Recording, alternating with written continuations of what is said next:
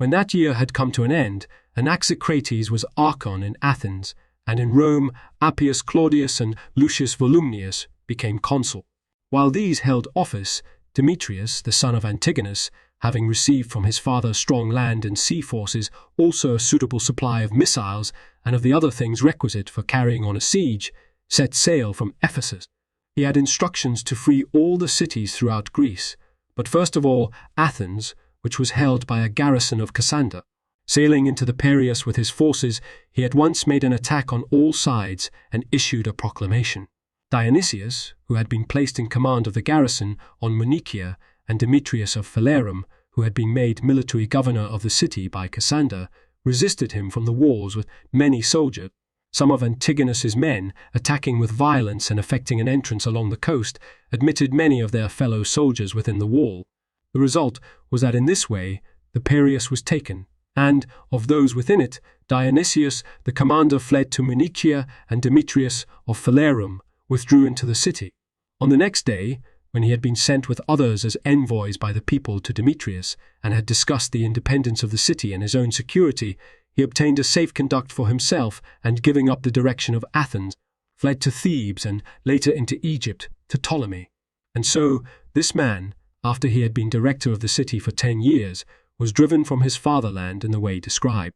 The Athenian people, having recovered their freedom, decreed honors to those responsible for their liberation. Demetrius, however, bringing up ballistae and the other engines of war and missiles, assaulted Munichia both by land and by sea. When those within defended themselves stoutly from the walls, it turned out that Dionysius had the advantage of the difficult terrain and the greater height of his position, for Munichia was strong both by nature and by the fortifications which had been constructed, but that Demetrius was many times superior in the number of his soldiers and had a great advantage in his equipment. Finally, after the attack had continued unremittingly for 2 days, the defenders, severely wounded by the catapults and the ballistae and not having any men to relieve them, had the worst of it, and the men of Demetrius, who were fighting in relays and were continually relieved after the wall had been cleared by the ballistae, broke into Munichia, forced the garrison to lay down its arms, and took the commander Dionysius alive. After gaining these successes in a few days and razing Munichia completely, Demetrius restored to the people their freedom and established friendship and an alliance with them. The Athenians, Stratocles writing the decree, voted to set up golden statues of Antigonus and Demetrius in a chariot near the statues of Harmodius and a chariot near the statues of Harmodius and Aristogeiton, to give them both honorary crowns at a cost of 200 talents, to consecrate an altar to them and call it the altar of the Saviours, to add to the 10 tribes 2 more, Demetrias and Antigones, to hold annual games in their honor with a procession and a sacrifice, and to weave their portraits in the peplos of Athena. Thus, the common people, deprived of power in the Lamian War by Antipater, 15 years afterwards, unexpectedly recovered the constitution of the fathers. Although Megara was held by a garrison, Demetrius took it by siege, restored their autonomy to its people, and received noteworthy honors from those whom he had served. When an embassy had come to Antigonus from Athens, and had delivered to him the decree concerning the honors conferred upon him, and discussed with him the problem of grain and of timber for ships, he gave to them 150,000 medimni of grain and timber sufficient for 100 ships.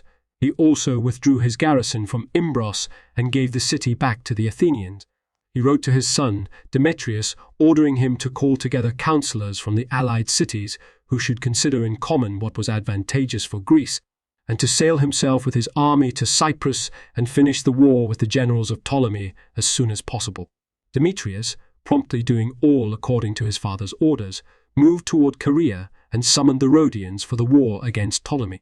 They did not obey, preferring to maintain a common peace with all, and this was the beginning of the hostility between that people and Antigonus. Demetrius, after coasting along to Cilicia and there assembling additional ships and soldiers, sailed to Cyprus with 15,000 foot soldiers and 400 horsemen, more than 110 swift triremes, 53 heavier transports, and freighters of every kind sufficient for the strength of his cavalry and infantry. First, he went into camp on the coast of Carpathia, and after beaching his ships, strengthened his encampment with a palisade and a deep moat. Then, making raids on the peoples who lived nearby, he took by storm Urania and Carpathia. Then, leaving an adequate guard for the ships, he moved with his forces against Salamis. Menelaus, who had been made general of the island by Ptolemy, had gathered his soldiers from the outposts and was waiting in Salamis, but when the enemy was at a distance of 40 stades, he came out with 12,000 foot and about 800 horse. In a battle of short duration which occurred, the forces of Menelaus were overwhelmed and routed, and Demetrius, pursuing the enemy into the city, took prisoners numbering not much less than 3,000 and killed about 1,000. At first, he freed the captives of all charges and distributed them among the units of his own soldiers, but when they ran off to Menelaus because their baggage had been left behind in Egypt with Ptolemy, recognizing that they would not change sides, he forced them to embark on his ships and sent them off to Antigonus in Syria. At this time, Antigonus was tarrying in Upper Syria, founding a city on the Orontes River, which he called Antigonia after himself. He laid it out on a lavish scale, making its perimeter 70 stades, for the location was naturally well adapted for watching over Babylon and the upper satrapies, and again for keeping an eye upon Lower Syria and the satrapies near Egypt. It happened, however, that the city did not survive very long, for Seleucus dismantled it and transported it to the city which he founded and called Seleucia after himself. But we shall make these matters clear in detail when we come to the proper time. As to affairs in Cyprus, Menelaus, after having been defeated in the battle, had missiles and engines brought to the walls, assigned positions on the battlements to his soldiers, and made ready for the fight. And since he saw that Demetrius was also making preparations for siege, he sent messengers into Egypt to Ptolemy to inform him about the defeat and to ask him to send aid as his interests on the island were in danger.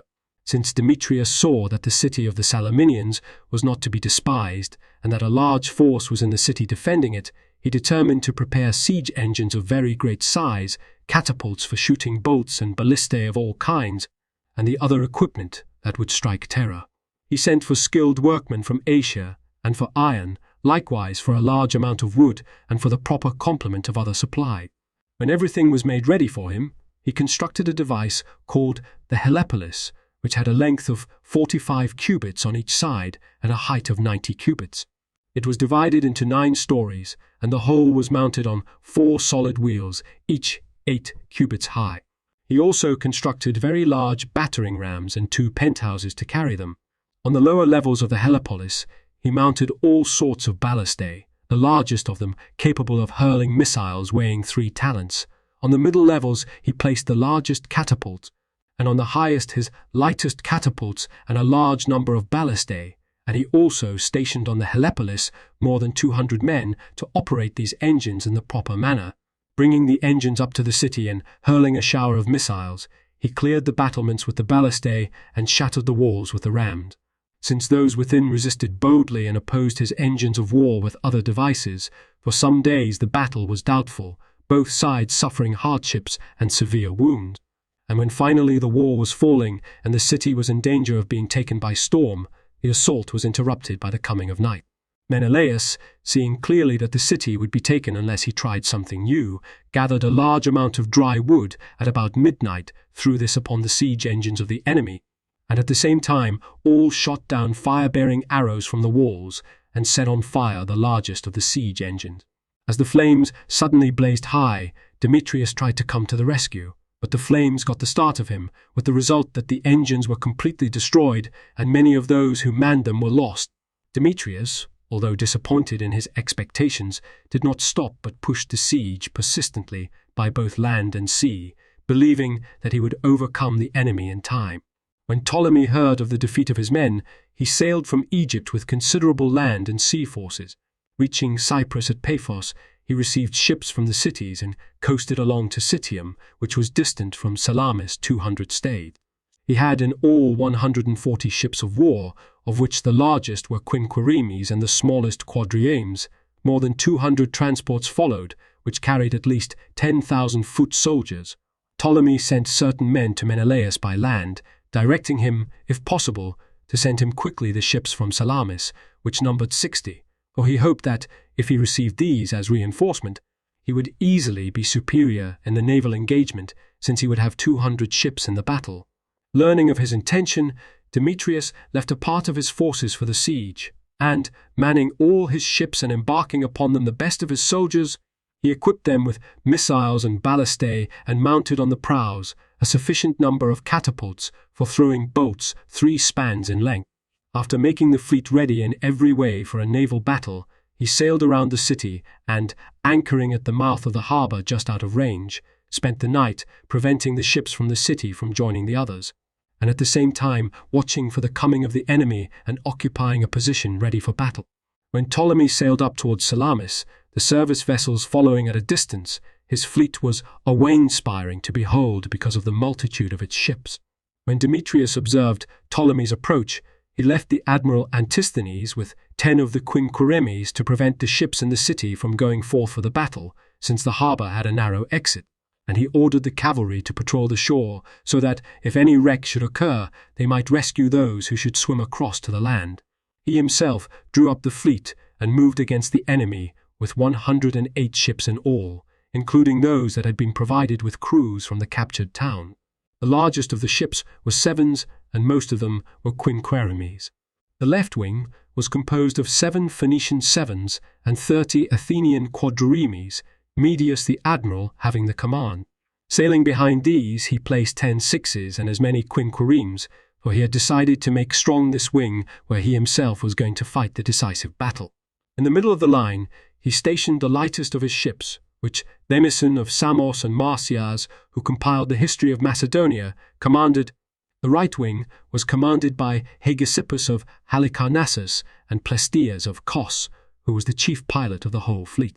At first, while it was still night, Ptolemy made for Salamis at top speed, believing that he could gain an entrance before the enemy was ready. But as day broke, the fleet of the enemy in battle array was visible at no great distance, and Ptolemy also prepared for the battle. Ordering the supply ships to follow at a distance and effecting a suitable formation of the other ships, he himself took command of the left wing with the largest of his warships fighting under him.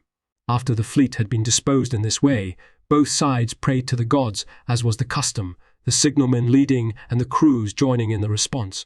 The princes, since they were about to fight for their lives and their all, were in much anxiety.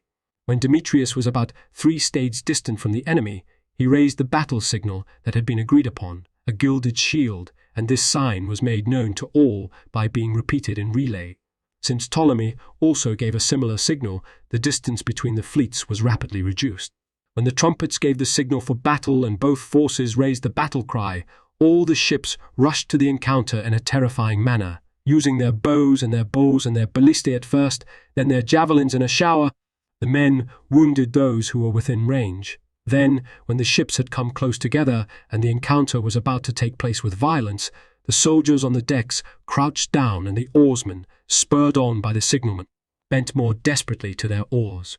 As the ships drove together with force and violence, in some cases they swept off each other's oars so that the ships became useless for flight or pursuit, and the men who were on board, though eager for a fight, were prevented from joining in the battle. But where the ships had met prow to prow with their rams, they drew back for another charge, and the soldiers on board shot at each other with effect, since the mark was close at hand for each party.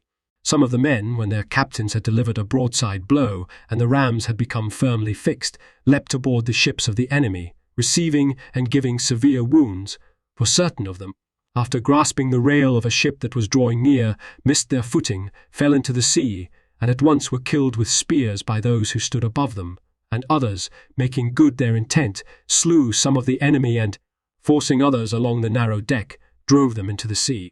As a whole, the fighting was varied and full of surprises. Many times those who were weaker got the upper hand because of the height of their ships, and those who were stronger were foiled by inferiority of position and by the irregularity with which things happen in fighting of this kind. For in contests on land, valor is made clearly evident, since it is able to gain the upper hand when nothing external and fortuitous interferes. But in naval battles, there are many causes of various kinds that, contrary to reason, defeat those who would properly gain the victory through prowess. Demetrius fought most brilliantly of all, having taken his stand on the stern of his seven. A crowd of men rushed upon him, but by hurling his javelins at some of them, and by striking others at close range with his spear, he slew them, and although many missiles of all sorts were aimed at him, he avoided some that he saw in time, and received others upon his defensive armor. Of the 3 men who protected him with shields, 1 fell struck by a lance, and the other 2 were severely wounded. Finally, Demetrius drove back the forces confronting him, created a rout in the right wing, and forthwith forced even the ships next to the wing to flee.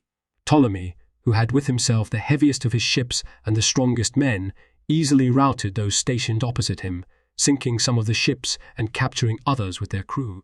Turning back from that victorious action, he expected easily to subdue the others also, but when he saw that the right wing of his forces had been shattered and all those next to that wing driven into flight, and further, that Demetrius was pressing on with full force, he sailed back to Citium. Demetrius, after winning the victory, gave the transports to Neon and Bericus, ordering them to pursue and pick up those who were swimming in the sea, and he himself, decking his own ships with bow and stern ornaments and towing the captured craft, sailed to his camp and his home port. At the time of the naval battle, Menelaus, the general and Salamis, had manned his 60 ships and sent them as a reinforcement to Ptolemy, placing Meneuetius in command.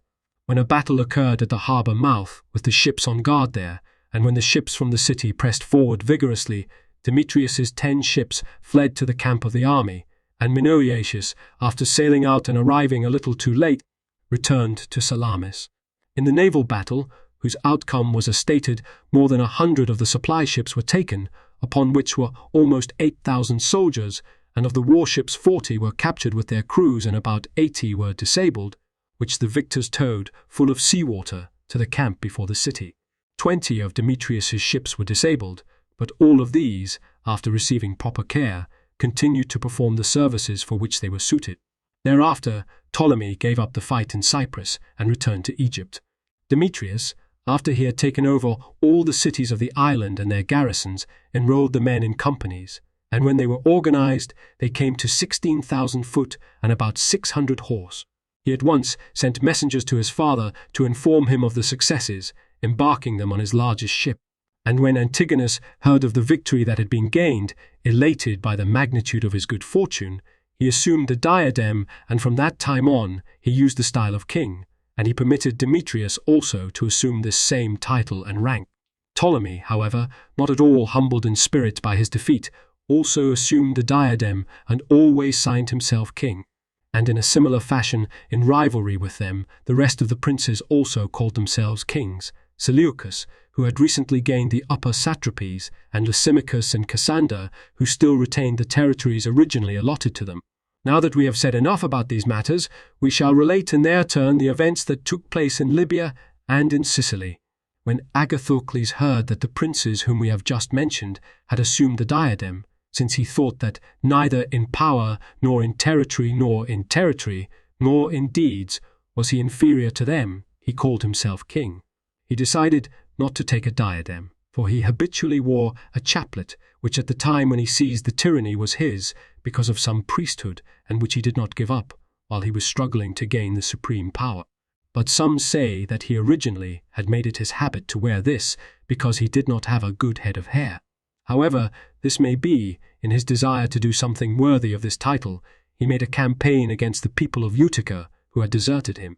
Making a sudden attack upon their city and taking prisoner those of the citizens who were caught in the open country to the number of 300, he at first offered a free pardon and requested the surrender of the city, but when those in the city did not heed his offer, he constructed a siege engine, hung the prisoners upon it, and brought it up to the walls.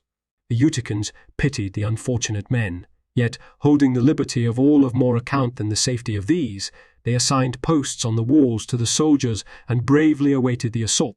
Then Agathocles, placing upon the engine his catapults, slingers, and bowmen, and fighting from this, began the assault, applying, as it were, branding irons to the souls of those within the city. Those standing on the walls at first hesitated to use their missiles, since the targets presented to them were their own fellow countrymen, of whom some were indeed the most distinguished of their citizens. But when the enemy pressed on more heavily, they were forced to defend themselves against those who manned the engine. As a result, there came unparalleled suffering and despiteful treatment of fortune to the men of Utica, placed as they were in dire straits from which there was no escape. For since the Greeks had set up before them as shields the men of Utica who had been captured, it was necessary either to spare these and idly watch the fatherland fall into the hands of the enemy, or, in protecting the city, to slaughter mercilessly a large number of unfortunate fellow citizens. And this, indeed, is what took place. For as they resisted the enemy and employed missiles of every kind, they shot down some of the men who stationed on the engine, and they also mangled some of their fellow citizens who were hanging there, and others they nailed to the engine with the bolts at whatever places on the body the missiles chanced to strike, so that the wanton violence and the punishment almost amounted to crucifixion. And this fate befell some at the hands of kinsmen and friends, if so it chanced, since necessity is not curiously concerned for what is holy among men. But when Agathocles saw that they were cold-bloodedly intent on fighting, he put his army in position to attack from every side, and, forcing an entrance at a point where the wall had been poorly constructed, broke into the city. As some of the Uticans fled into their houses, others into temples, Agathocles, enraged as he was against them, filled the city with slaughter. Some he killed in hand-to-hand fighting, those who were captured he hanged, and those who had fled to temples and altars of the gods he cheated of their hopes. When he had sacked the movable property, he left a garrison in possession of the city, and led his army into position against the place called Hippu Acra, which was made naturally strong by the marsh that lay before it. After laying siege to this with vigor and getting the better of its people in a naval battle, he took it by storm.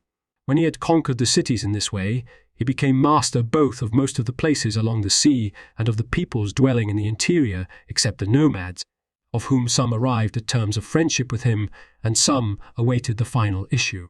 For 4 stocks have divided Libya: the Phoenicians, who at that time occupied Carthage; the Liby-Phoenicians, who have many cities along the sea and intermarry with the Carthaginians, and who received this name as a result of the interwoven ties of kinship. Of the inhabitants, the race that was most numerous and oldest was called Libyan, and they hated the Carthaginians with a special bitterness because of the weight of their overlordship. And last were the nomads, who pastured their herds over a large part of Libya as far as the desert. Now that Agathocles was superior to the Carthaginians by reason of his Libyan allies and his own armies, but was much troubled about the situation in Sicily, he constructed light ships and penteconters and placed upon them 2,000 soldiers. Leaving his son Agatharchus in command of affairs in Libya, he put out with his ships and made the voyage to Sicily. While this was happening, Zenodocus, the general of the Acragantines, having freed many of the cities and roused in the Sicilians great hopes of autonomy throughout the whole island, led his army against the generals of Agathocles. It consisted of more than 10,000 foot soldiers and nearly 1,000 horsemen. Leptines and Demophilus, assembling from Syracuse and the fortresses as many men as they could, took up a position opposite him with 8,200 foot soldiers and 1,200 horse. In a bitter fight that ensued, Zenodocus was defeated and fled to Acragas, losing not less than 1,500 of his soldiers. The people of Acragas, after meeting with this reverse, put an end to their own most noble enterprise and, at the same time, to their allies' hopes of freedom. Shortly after this battle had taken place, Agathocles put in at Selinus in Sicily and forced the people of Heraclea, who had made their city free, to submit to him once more. Having crossed to the other side of the island, he attached to himself by a treaty the people of Therma, granting safe conduct to the Carthaginian garrison. Then, after taking Cephaloidium and leaving Leptines as its governor, he himself marched through the interior and attempted to slip by night into Centuripa, where some of the citizens were to admit him. When their plan was discovered, however, and the guard came to the defense, he was thrown out of the city, losing more than 500 of his soldiers. Thereupon, men from Apollonia having invited him and promised to betray their fatherland, he came to that city. As the traitors had become known and had been punished, he attacked the city but without effect for the first day, and on the next, after suffering heavily and losing a large number of men, he barely succeeded in taking it. After slaughtering most of the Apolloniates, he plundered their possessions. While Agathocles was engaged on these matters, Deionocrates, the leader of the exiles, taking over the policy of the Acragantines and proclaiming himself champion of the common liberty, caused many to flock to him from all sides, for some eagerly gave ear to his appeals because of the desire for independence inborn in all men, and others because of their fear of Agathocles. When Deionocrates had collected almost 20,000 foot soldiers and 1,500 mounted men, all of them men who had had uninterrupted experience of exile and hardship, he camped in the open, challenging the tyrant to battle. However, when Agathocles, who was far inferior in strength, avoided battle, he speedily followed on his heels, having secured his victory without a struggle. From this time on, the fortunes of Agathocles, not only in Sicily, but also in Libya, suffered a change for the worse. Archagathus, who had been left by him as general after the departure of his father, at first gained some advantage by sending into the inland regions a part of the army under the command of Eurymachus. This leader, after taking the rather large city of Torquay, won over many of the nomads who dwelt nearby. Then, capturing another city called Feline, he forced the submission of those who used the adjacent country as pasture, men called the Asphodelides, who are similar to the Ethiopians in color. The third city that he took was Meshala, which was very large and had been founded long ago by the Greeks who were returning from Troy, about whom we have already spoken in the third book. Next, he took the place called Hippu Ochra, which has the same name as that captured by storm by Agathocles, and finally the free city called Acris, which he gave to his soldiers for plundering after he had enslaved the people. After sating his army with booty, he returned to Archagathus, and since he had gained a name for good service, he again led an army into the inland regions of Libya.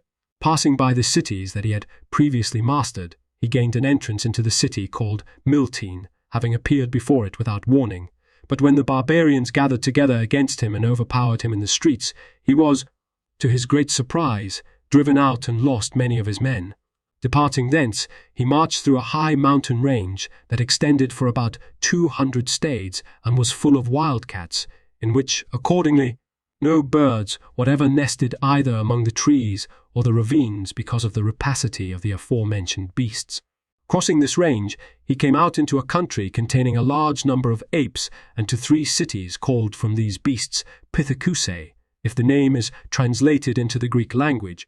In these cities, many of the customs were very different from those current among us, for the apes lived in the same houses as the men, being regarded among them as gods, just as the dogs are among the Egyptians, and from the provisions laid up in the storerooms, the beasts took their food without hindrance whenever they wished.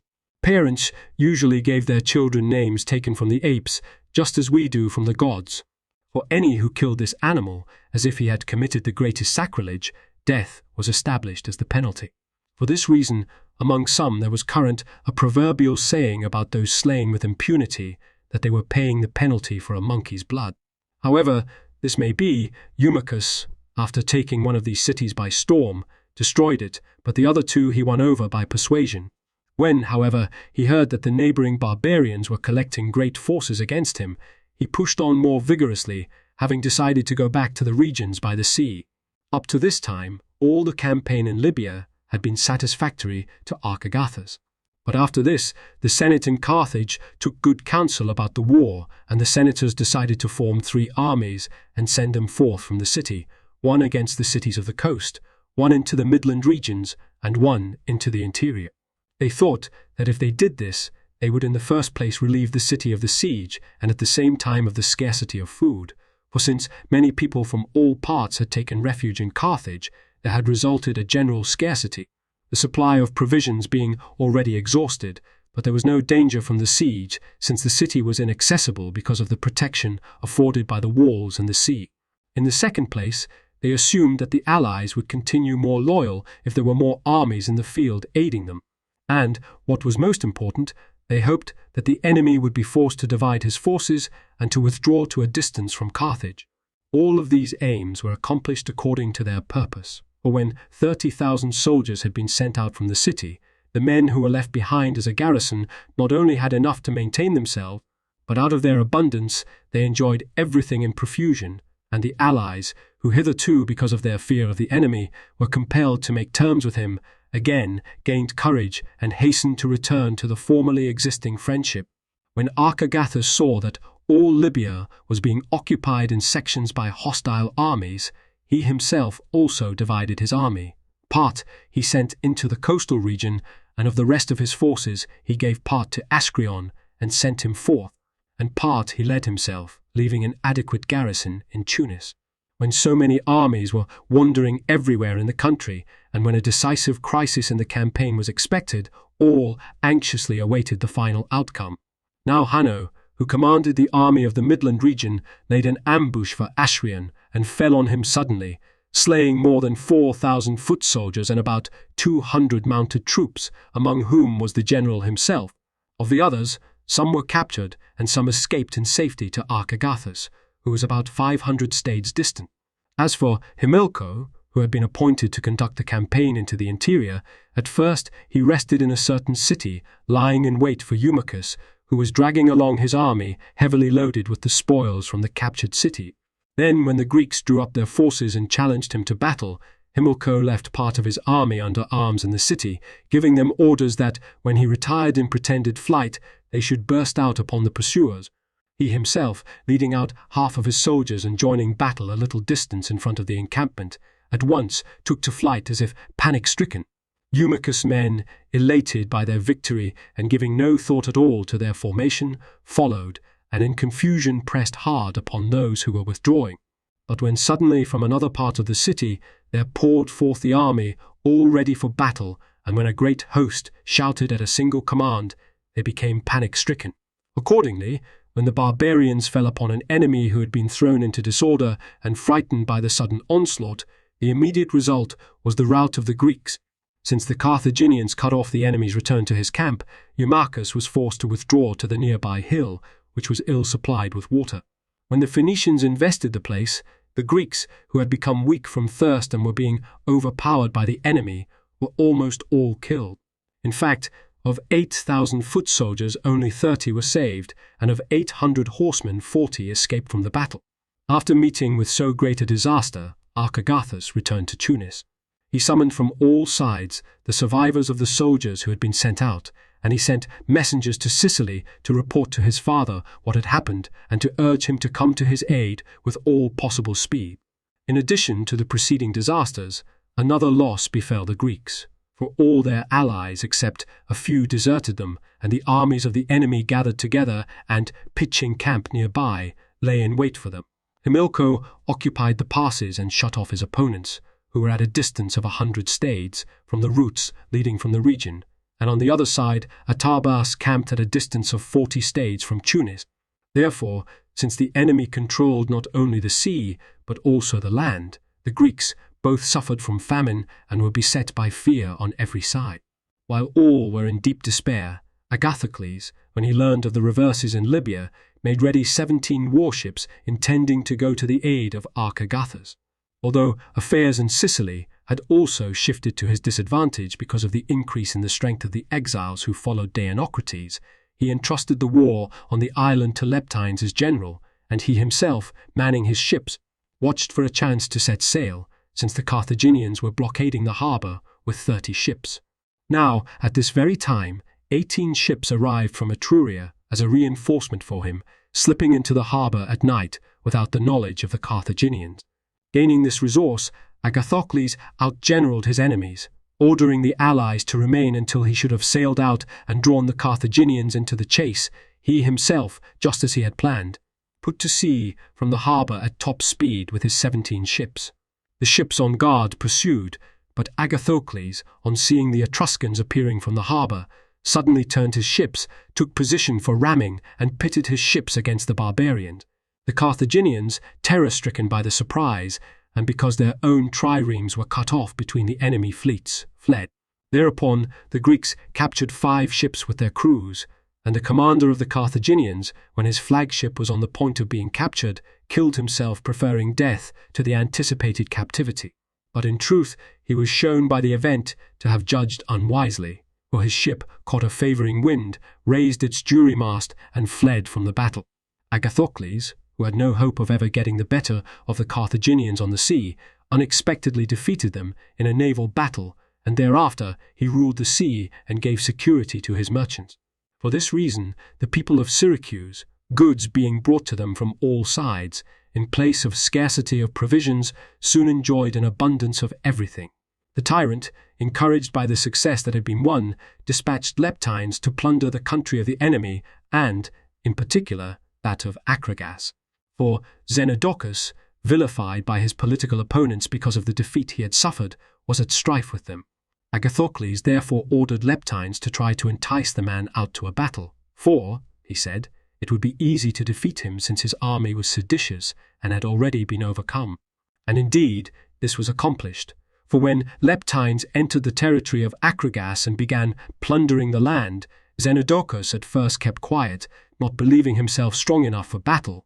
But when he was reproached by the citizens for cowardice, he led out his army, which in number fell little short of that of his opponents, but in morale was far inferior, since the citizen army had been formed amid indulgence and a sheltered way of life, and the other had been trained in military service in the field and in constant campaigns. Therefore, when battle was joined, Leptines quickly routed the men of Acragas and pursued them into the city, and there fell in the battle on the side of the vanquished about 500 foot soldiers and more than 50 horsemen. Then the people of Acragas, vexed over their disasters, brought charges against Xenodocus, saying that because of him they had twice been defeated.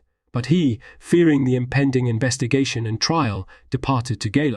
Agathocles, having within a few days defeated his enemies both on land and sea, sacrificed to the gods and gave lavish entertainments for his friend. In his drinking bouts, he used to put off the pomp of tyranny and to show himself more humble than the ordinary citizens, and by seeking through a policy of this sort the goodwill of the multitude, and at the same time giving men license to speak against him in their cups, he used to discover exactly the opinion of each, since through wine the truth is brought to light without concealment. But by nature also a buffoon and a mimic, not even in the meetings of the assembly did he abstain from jeering at those who were present and from portraying certain of them, so that the common people would often break out into laughter, as if they were watching one of the impersonators or conjurers. With a crowd serving as his bodyguard, he used to enter the assembly unattended, unlike Dionysius, the tyrant. For the latter was so distrustful of one and all that, as a rule, he let his hair and beard grow long, so that he need not submit the most vital parts of his body to the steel of the barber. And if ever it became necessary for him to have his head trimmed, he singed off the locks, declaring that the only safety of a tyrant was distrust. Now Agathocles at the drinking bout, taking a great golden cup, said that he had not given up the potter's craft until in his pursuit of art he had produced in pottery beakers of such workmanship as this. For he did not deny his trade, but on the contrary used to boast of it, claiming that it was by his own ability that in place of the most lowly position in life he had secured the most exalted one. Once, when he was besieging a certain not inglorious city and people from the wall shouted, "Potter and furnaceman, when will you pay your soldiers?" he said in a way, "When I have taken this city." Nonetheless, however, when through the jesting at drinking bouts he had discovered which of those who were flushed with wine were hostile to his tyranny, he invited them individually on another occasion to a banquet, and also those of the other Syracusans who had become particularly presumptuous, in number about 500, and surrounding them with suitable men from his mercenaries, he slaughtered them all. For he was taking very careful precautions lest, while he was absent in Libya, they should overthrow the tyranny and recall Deionocrates in the exile. After he had made his rule secure in this way, he sailed from Syracuse. When he arrived in Libya, he found the army discouraged and in great want. Deciding, therefore, that it was best to fight a battle, he encouraged the soldiers for the fray, and, after leading forth the army in battle array, challenged the barbarians to combat. As infantry, he had all the surviving Greeks, 6,000 in number, at least as many Celts, Samnites, and Etruscans, and almost 10,000 Libyans who, as it turned out, only sat and looked on, being always ready to change with changing conditions. In addition to these, there followed him 1,500 horsemen and more than 6,000 Libyan chariots. The Carthaginians, since they were encamped in high and inaccessible positions, decided not to risk a battle against men who had no thought of safety, but they hoped that, by remaining in their camp, where they were plentifully supplied with everything, they would defeat their enemy by famine and the passage of time. But Agathocles, since he could not lure them down to the plain, and since his own situation forced him to do something daring and chance the result, led his army against the encampment of the barbarians. Then, when the Carthaginians came out against him, even though they were far superior in number and had the advantage of the rough terrain, Agathocles held out for some time, although hard pressed on every side. But afterwards, When his mercenaries and the others began to give way, he was forced to withdraw toward his camp. The barbarians, as they pressed forward stoutly, passed by the Libyans without molesting them in order to elicit their goodwill, but recognizing the Greeks and the mercenaries by their weapons, they continued to slay them until they had driven them into their own camp. Now, on this occasion, about 3,000 of Agathocles' men were killed, but on the following night it so happened that each army was visited by a strange and totally unexpected mishap. While the Carthaginians, after their victory, were sacrificing the fairest of their captives as thank offerings to the gods by night, and while a great blaze enveloped the men who were being offered as victims, a sudden blast of wind struck them, with the result that the sacred hut, which was near the altar, caught fire, and from this the hut of the general caught, and then the huts of the leaders, which were in line with it, so that great consternation and fear sprang up throughout the whole camp.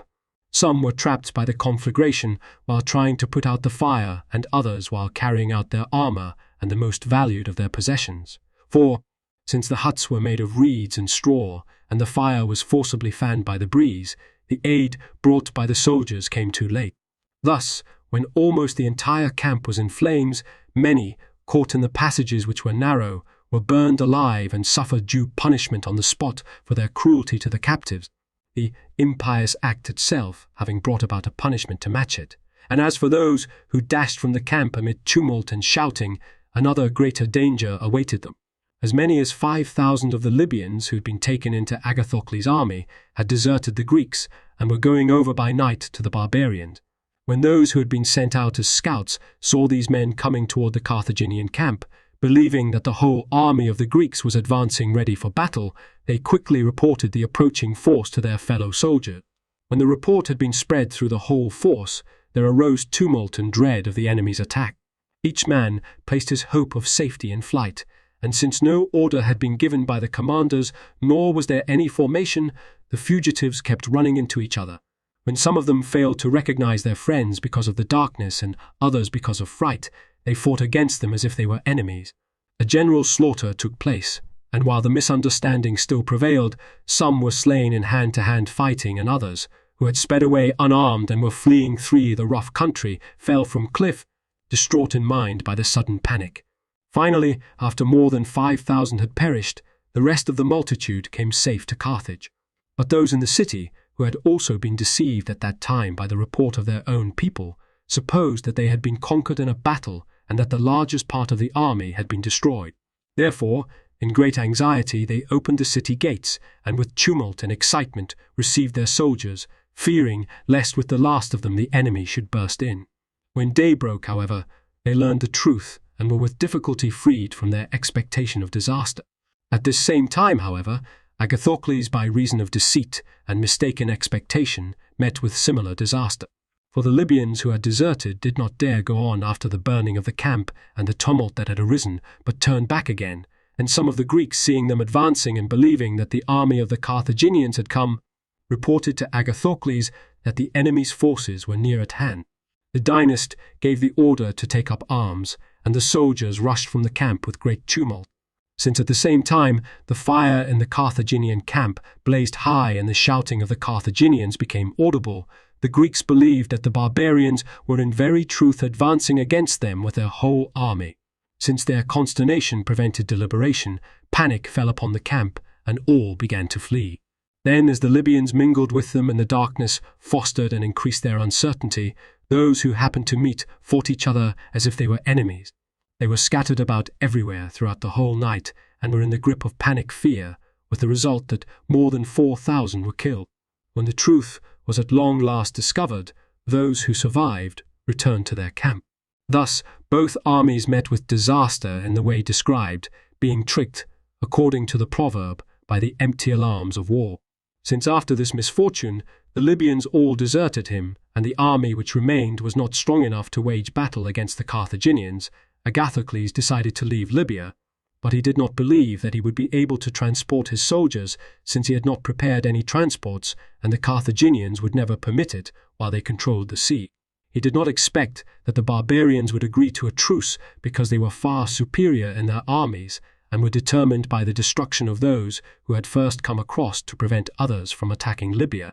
He decided, therefore, to make the return voyage with a few in secret, and he took on board with him the younger of his sons, Heraclides, for he was on his guard against Archagathus, lest some time this son, who was on intimate terms with his stepmother and was bold by nature, should form a conspiracy against himself.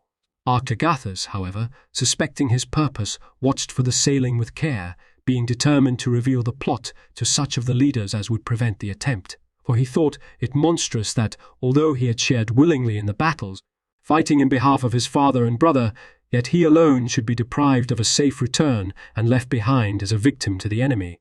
He therefore disclosed to some of the leaders that Agathocles was about to sail away in secret by night. These, coming quickly together, not only prevented this, but also revealed Agathocles' knavery to the rank and file, and the soldiers, becoming furious at this, seized the tyrant, bound him, and put him in custody. Consequently, when discipline disappeared in the camp, there was tumult and confusion, and as night came on, word was spread abroad that the enemy was near. When fright and panic fear fell upon them, each man armed himself and rushed forth from the encampment, no man giving orders. At this very time, those who were guarding the tyrant, being no less frightened than the others, and imagining that they were being summoned by somebody, hastily brought out Agathocles bound with chain. When the common soldiers saw him, they were moved to pity and all shouted to let him go. When released, he embarked on the transport with a few followers and secretly sailed away, although this was in the winter, at the season of the setting of the Pleiades. This man then, concerned about his own safety, abandoned his sons, whom the soldiers among other things slew when they learned of his escape, and the soldiers selected generals from their own number and made peace with the Carthaginians on these terms. They were to give back the cities which they held and to receive 300 talents, and those who chose to serve with the Carthaginians were to receive pay at the regular rates, and the others, when transported to Sicily, were to receive Solus as a dwelling place.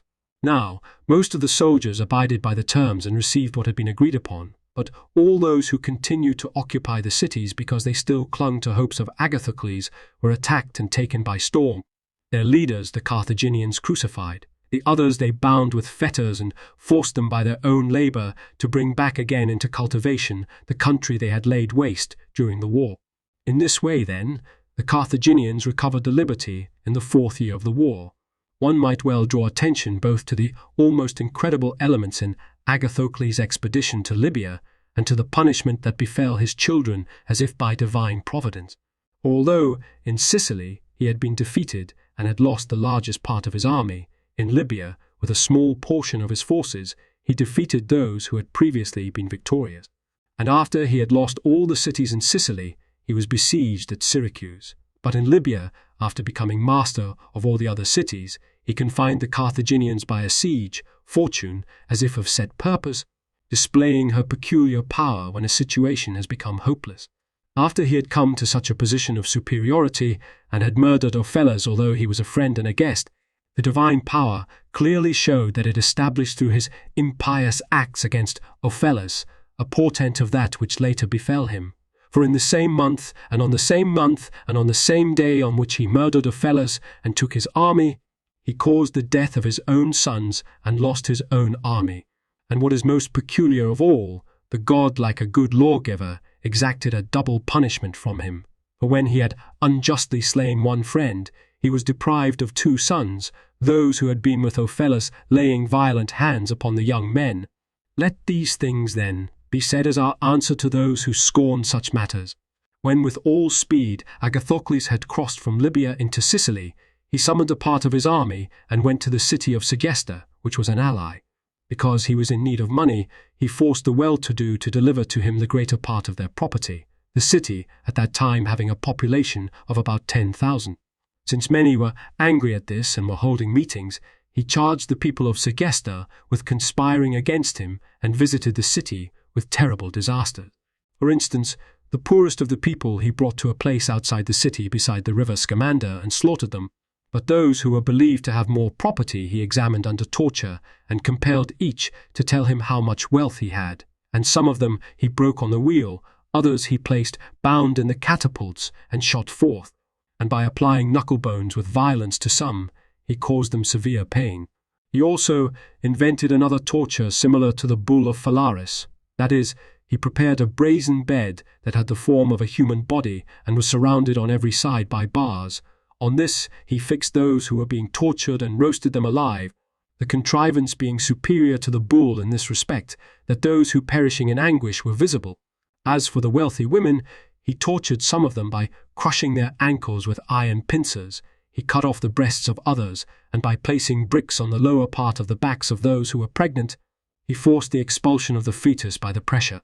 While the tyrant in this way was seeking all the wealth, great panic prevailed throughout the city, some burning themselves up along with their houses, and others gaining release from life by hanging.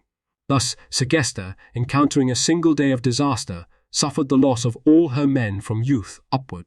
Agathocles then took the maidens and children across to Italy and sold them to the Bruttians, leaving not even the name of the city, but he changed the name to Decapolis and gave it as dwelling to the deserters. On hearing of the murder of his sons, Agathocles became enraged at all those who had been left behind in Libya and sent some of his friends into Syracuse to Antander his brother, ordering him to put to death all the relatives of those who had taken part in the campaign against Carthage. As Antander promptly carried out the order, there occurred the most elaborately devised massacre that had taken place up to this time, for not only did they drag out to death the brothers, fathers, and sons who were in the prime of manhood, but also the grandfathers, and even the fathers of these, if such survived, men who lingered on in extreme old age and were already bereft of all their senses by lapse of time, as well as infant children born in arms who had no consciousness whatever of the fate that was bearing down upon them. They also led away any women who were related by marriage or kinship, and in some, every person whose punishment would bring grief to those who had been left in Libya. When a crowd, large and composed of all kinds of people, had been driven to the sea for punishment, and when the executioners had taken their places beside them, weeping and prayers and wailing arose mingled together, as some of them were mercilessly slaughtered, and others were stunned by the misfortunes of their neighbors, and because of their own imminent fate were no better in spirit than those who were being put to death before them. And what was most cruel of all, when many had been slain, and their bodies had been cast out along the shore, neither kinsman nor friend dared pay the last rites to any, fearing lest he should seem to inform on himself as one who enjoyed intimacy with those who were dead. And because of the multitude of those who had been slain beside its waves, the sea, stained with blood over a great expanse, proclaimed afar the unequalled savagery of this outrage. The Loeb editor's notes. 1. Anaxicrates was Archon in 307-6 BC. In the Fasti, the consuls for 307 BCE are Ap, Claudius Caecus, and L. Volumnius Flam of Islands, CP. Livy, 9.42-2. The narrative is continued from Chap. 37.6. 2 for this campaign, Kep. Plutarch, Demetrius, 8-9. 3. If we accept Fisher's suggested supplement, we should add that Demetrius was freeing Athens. 4, i.e., of Athens. 5, CP. Diogenes Laertius, 5.78. Strabo, 9.120, 398. 6, Plutarch, Demetrius 9, places the capture of Megara, CP Chap. 46.3, between the surrender of Athens and the taking of Munichia. 7 for the honours conferred on Demetrius and Antigonus, keep. Plutarch, Demetrius, 10:12.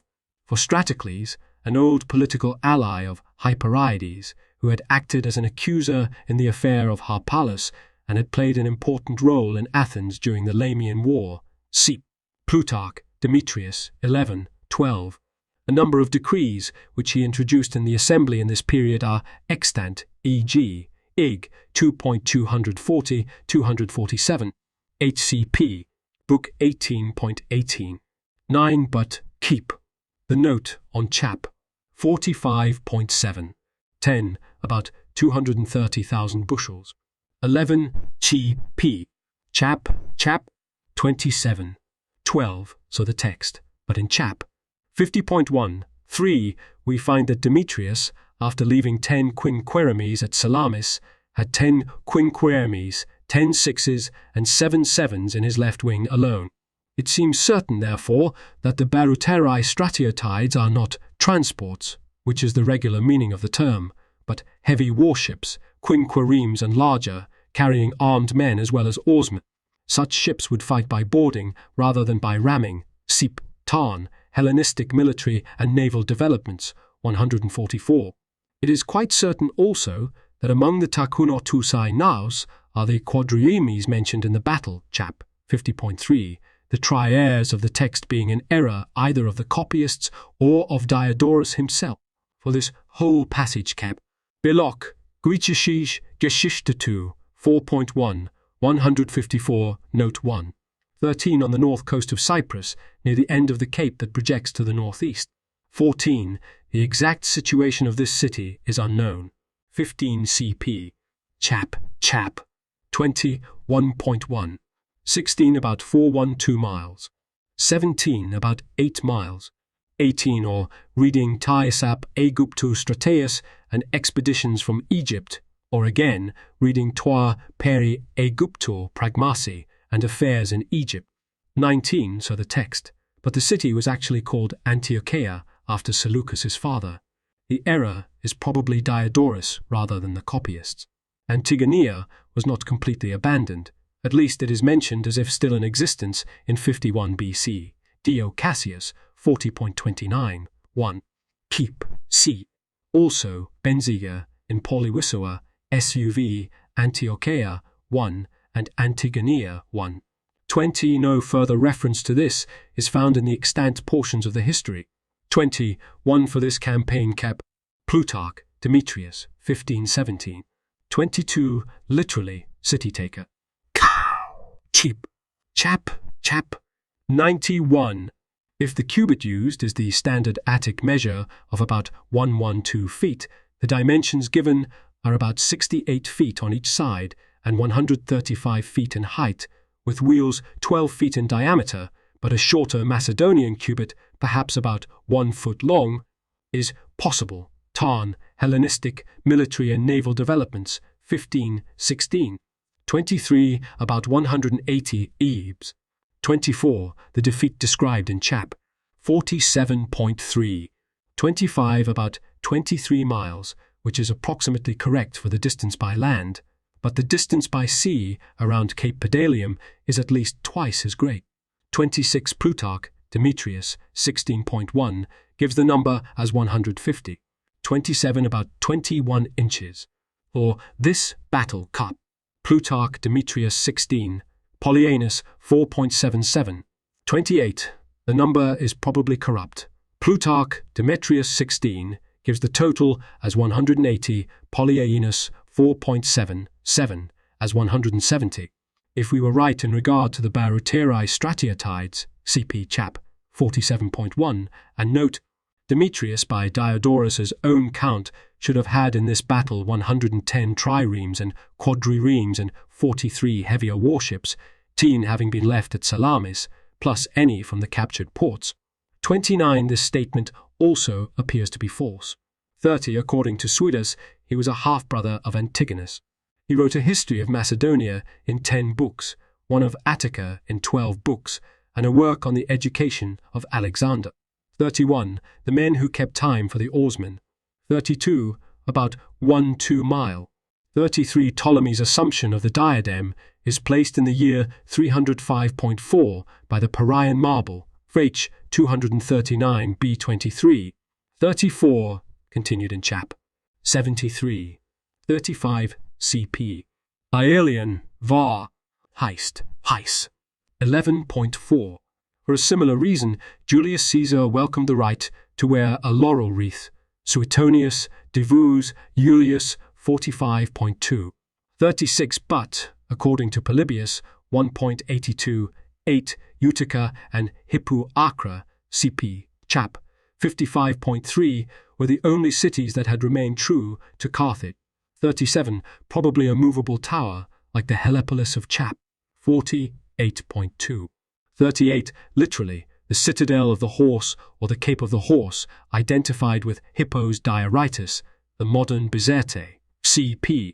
Belok, Griechisch Geschichte 4.1, 195, note 2. Here, Agathocles gathered material for the construction of his fleet, Appian, African Wars, 110. 39. The fleet was constructed at Hippu Acre, Seep. Appian, African Wars 110. 40, usually called Archagathus, Kep. Chap. 11.1, and note. 41 CP. Chap. 31.4.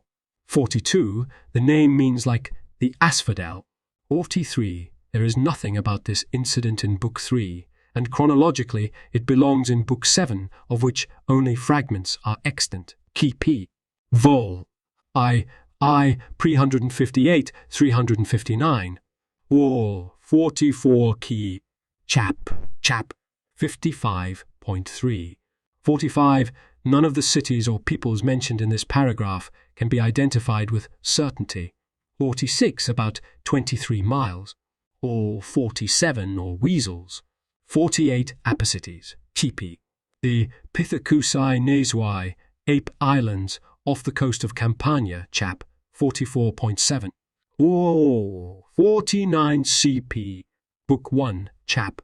83.1. 50 to be distinguished from the Hanno of chaps. 10.1 and 12.3, who is now dead.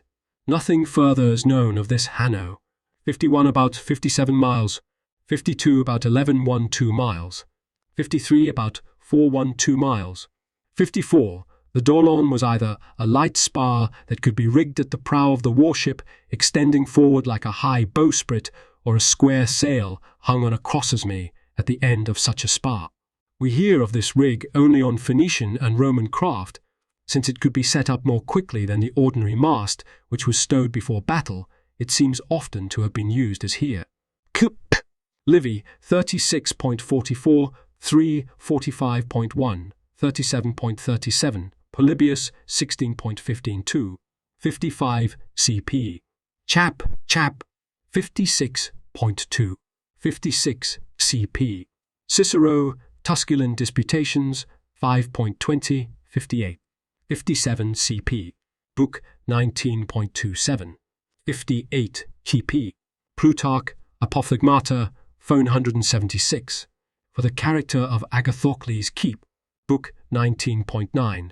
Polybius 9.23-2, 15.35. 59 for this second Libyan campaign cap. Justin 22.8, 15. 60 CP. Chap 30.1, and note.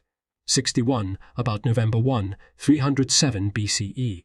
62 Key P. Polybius 7.24. 63, a Carthaginian city on the north coast of Sicily, about 12 miles east of Panormus. 64 CP. Chap 42. 65, it is possible that the astragaloi are whips studded with bits of bone. Keep. Lucian, Ass 38. Plutarch, Moralia 1127. 66, the name, lit. Just city is not found elsewhere. Segesta certainly recovered its name and became again a Carthaginian ally, Book 22.10.2, probably in 306 BCE, when all cities formerly belonging to Carthage were restored by Agathocles, chap 79.5, 67 CP. Chap 4.3, 68, continued in chap 77. Thayer's note. Curiously, the same situation obtains in some of the same part of Africa today, for example, Algeria. The overlords, in this case the Arabs, are a small minority of the population, and many of the Berbers, who've lived there since before the conquest by Arab foreigners in the 7th century, hate them and can't wait to be free of them. The government, in return, forbids the use of the Berber script and imposes other restrictions designed to prevent the Berber majority from running the country. The previous next to images with borders lead to more information. The thicker the border, the more information. Details here, up to Diodorus classical texts, Lacuscurtius Homer page or image on this site is in the public domain only if its URL has a total of 1 asterisk. If the URL has 2 asterisks, the item is copyright someone else and used by permission or fair use. If the URL has none, the item is C. Bill Thayer. See my copyright page for details and contact information. Page updated, 18 Feb 18.